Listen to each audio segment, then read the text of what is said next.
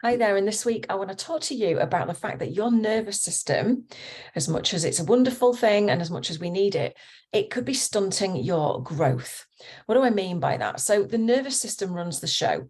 It's all caught up with fight, flight, and any triggers that are coming towards you, anything that reminds you of something that makes you feel unsafe.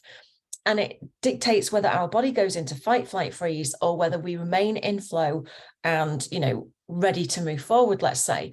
And it responds to all sorts of things that might be coming at you. Now, if any of those things that are either literally coming at you, coming towards you, about to happen, or in your mind, you're thinking they might happen, and it reminds you in any way of something that has been before, then the process of that is there's a little flash of memory in the hippocampus and your amygdala goes, oh, remember that thing that happened then? Well, this kind of feels like that, and I don't think it's safe, so we're not going to go there. And so we go into fight or flight. We come out of rest and digest and into fight and flight. And we constantly have this feeling of fear circulating, right? Even if we're not massively conscious of it, there's so many triggers these days that we can be operating from a level of what I call low-grade consistent stress and stress response a lot of the time. Now, when you consider that, and then you consider the fact that we have little receptor sites in our bodies that actually get addicted to the emotional charge of negative thoughts, right? Our brains then keep producing those negative thoughts to feed the addiction of the receptor sites. Now, that can be changed. And again, that's where affirmations are really, really useful. But if you compound that together, it can often mean that we stay stuck in this place of, well, I can't do that because, and I can't do that because, and I can't go back that way because, and we don't really move forward. Or if we do, it's a little bit, and then maybe we come back again. Okay, if this is sounding like you, stick with me because I'm going to give you a real life example in a minute of how this can really show up in your life, right? Just so that you can get a feel for it. So the thing is, when we have all this going on in our body, when we're stuck in this perpetual state of consistent low-grade stress, not moving forward for fear of it going wrong, or even being really successful and not being able to go back to where we were, and also feeling annoyed with how we are, with where we are in the moment and wanting to move, but not being able to. And all of these negative thoughts that our brain is producing to feed the addiction of the receptor sites, right? What happens is our list of safe actions, the things that we will allow ourselves to do, the things that we feel safe doing, it compacts over time. It gets smaller and smaller and smaller over time, the older and wiser we get, right? The older and the more experienced we get in this life. And the thing about that is you then limit yourself. So your nervous system can be limiting you. It can be stunting your growth. Now, none of this is conscious, okay? So I want you to just, before you get on the self-flagellation train, take a breath, okay? This is not your fault. This is just the way the body is wired. And back in the day when there wasn't so much consistent low-grade stress triggers coming at us, this thing, for want of a better example, notification after notification after notification, and the news and the phone and the computer and everything else, it's a huge toxic dump into our system. And we have to deal with that. And our brain is doing the best that it can. And our nervous system is responding to that. Okay, so this is not your fault. And let me give you a real life example. I'm just checking my notes here so I make sure that I get everything of how this can play out. So say, for example, in weight loss, right? It's a really common area, let's say, that people encounter, men and women alike, right? People all over the world. The thing is, if we start to have doubts around whether we, based on what's happened before, our previous attempts or what other people are doing, we start to doubt whether we can do it, right? Am I even going to be able to do it? Oh God, it feels really hard, right? Whether we're willing to do everything it takes, whether we're worthy of even losing weight and feeling good, and whether it's safe for us to lose weight and feel good and sexy and healthy and whatever it is, right? So that might look something like this. If you're thinking about it in terms of self-talk, you might think about trying to lose weight. And I'm using a personal example because I've been through this for a lot of years, right? You think about losing weight, particularly a lot of weight, and you might go, oh, that just feels so hard, right? Can I do it?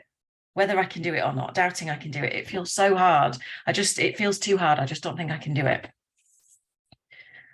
Whether you're willing or not to do everything it takes might come up for you something like this, but I'd have to restrict everything I eat. I'd have to exercise, and I just don't want to do that. It's too difficult. Exercise makes my body hurt, right? So you tell yourself that you're not willing to do everything it takes to lose the weight. Being worthy and doubting whether you're worthy enough of losing the weight and feeling good might sound like this. Well, this is just how it is for people like us. My whole family are big, right? This is one that I have encountered for years, personally and with my clients. My whole family are just built this way, right? How can I possibly be any different? And this is how we are. I would be, maybe people would see me as arrogant if I was slim and sexy and pulled together and successful and all the rest of it, right? And then the other one is safe. When you doubt whether it's safe to do something, it might show up in weight loss terms, like something like this. Well, if I lose weight, I've heard somebody say this, I'm not even kidding, if I lose weight, I'll get pregnant. If I lose weight, I'll get unwanted attention, or I'll get more attention from the opposite sex or the same sex, or, however you end up getting pregnant, I would get too much attention and I wouldn't want it, right? That's huge. So for some reason, it doesn't feel safe. And so we keep the weight on as kind of a padding, as a safety suit, if you like. That's just one example. Now, if you take that template and you think about the things I've said to you in terms of self-talk, think about how that might show up for you in terms of going for the job of your dreams, starting the business of your dreams, right? Can I do it? Am I willing to do everything it takes? Am I worthy of having what that's going to bring me? And is it safe for me and other people for me to have what I want? Now, if there's any sniff of the answer being no to any of that, then we don't run towards pain. Okay, in the last couple of videos, we've been talking about this. We don't openly run towards pain. Most of us don't.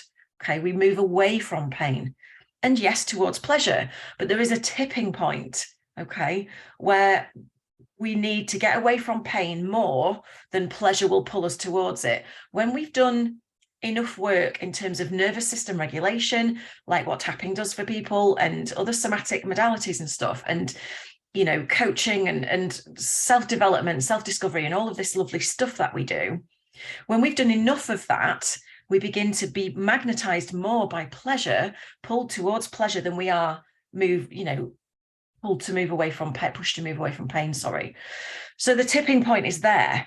But until you do the nervous system work around soothing the responses that you have to the limiting beliefs that you in the stories you tell yourself, I can't do that because that would be really hard, because I'm not willing to sacrifice this, because I'm not worthy of having that, because it isn't safe for me or anyone else around me if I get that. Because if you look at those 4 things and soothe yourself while you do it, so tapping obviously is my modality, that's what I recommend, you will make massive inroads, and that tipping point will come sooner, right?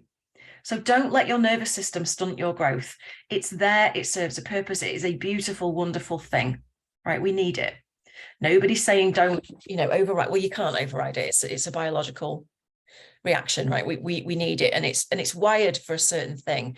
But just bear in mind that these days we have so much consistent low-grade stress triggers coming at us, compounded by all the stuff we've been through and all the ways our brain tells us that that is not safe, right? That we need to make sure we are regulating on a hugely regular basis. As a minimum, I would say, when you get up in the morning, tap for 5 to 10 minutes. Now, whether you use words or not doesn't matter, because the tapping does the heavy lifting. The actual tapping on the acupressure points does the heavy lifting, okay? i.e., it helps your body to regulate more than anything else. The words just focus the mind, okay, and bring things out into the ether. So whether you use words or not, it doesn't matter. Tap in the morning for anything that you're worried about that might happen that day, or anything you fear may happen or may not happen, right? Any way in which you feel underprepared or not ready or incapable or whatever. Then halfway through the day, take yourself off to the toilet for 5 minutes and tap. And just regulate how you're feeling, how the day is going. Is it living up to expectations or not? Do you feel like you're doing a good job? Are you being present? If you're not being present and you're flitting about all over the shop up here with tons of cycling thoughts, just tapping for 5 minutes, either here or on the side of the hand, or if you're a pro, go all the way around the points and just vent about how you feel. If you're having a great day, great, tap too, because you'll tap in the good feelings. And the more you tap in the good feelings, the quicker that tipping point comes to you, where you're magnetized by positive things rather than repelled by the negative. And also those little receptor sites that are addicted to the emotional charge of those negative thoughts that were in abundance in your body, they start to get addicted to the positive thoughts, right? And then at the end of the day, before you go to bed, tap on any way in which you felt disempowered, pissed off, not up to par, regretful, whatever, anything that came up for you in the day that was not where you would have liked it to be, tap to clear it, because there's copious benefits to that. You'll sleep better. Your rest and digest will be deeper. Your tapping even helps to flush out the plaque off the brain cells when you're sleeping. It's being proven now. So that helps with early onset dementia and Alzheimer's and things like that. So you are not just taking care of stress in the moment. You are priming your body, priming your nervous system, priming your entire being for a healthy, long, fit life, right? So don't let all this consistent low-grade stress stunt your growth. Work with your body and the systems that are naturally wired to match EFT perfectly so that you can create the life that you want and deserve and are willing to create, are worthy of, and that is completely safe for you to have. Now, don't forget, I am doing on the 16th of February, this coming Thursday, I am doing the expansion map live experiential workshop again, because a lot of people missed it and the replay didn't work. There was a tech snafu. So I'm going to do it again live, and you get a workbook to go along with it. And I am going to take you through and help you tap to soothe all of those 4 areas: able, willing, worthy, safe. And once you have that template, you have a practice then that you can apply to anything that you don't feel like you can achieve for whatever reason. Most of the time, it's one of those 4. I would love it if you would join me. All the registration links are probably below this video, wherever you're consuming it, whether it's in your email or on social media. The link will be in the comments or below this video somewhere. Grab your place, because I would love to see you. And if you sign up and register and you can't make it live, I've made sure that you will get the replay this time. Okay, so I would love to see you there. Take care for now.